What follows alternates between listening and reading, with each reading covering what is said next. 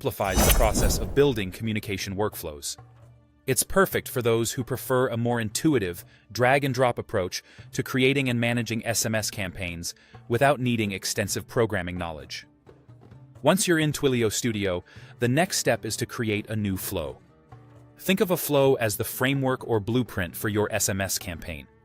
It's where you'll map out how each component of your campaign interacts with the others.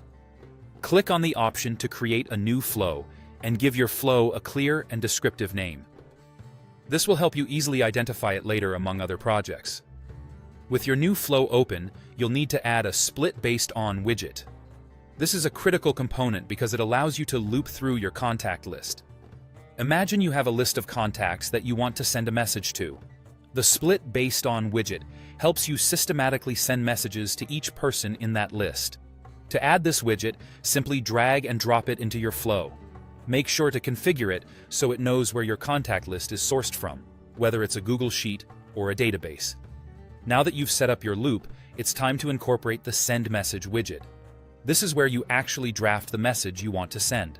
Just like before, drag this widget into your flow and connect it to the Split Based On widget. In this step, you'll write the content of your SMS. Keep the message concise and clear, as that enhances readability on mobile devices. Also, remember to personalize the message if needed, using merge fields to, for example, insert the recipient's name. The final step in crafting your SMS campaign is to connect your contact list. You can link the contact list by employing a webhook or an API. Both methods are effective, depending on your technical comfort level and the resources at your disposal.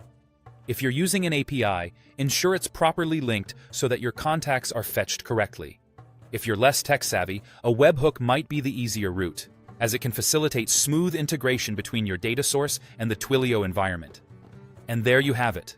Your bulk SMS sending process is now live and ready to distribute messages.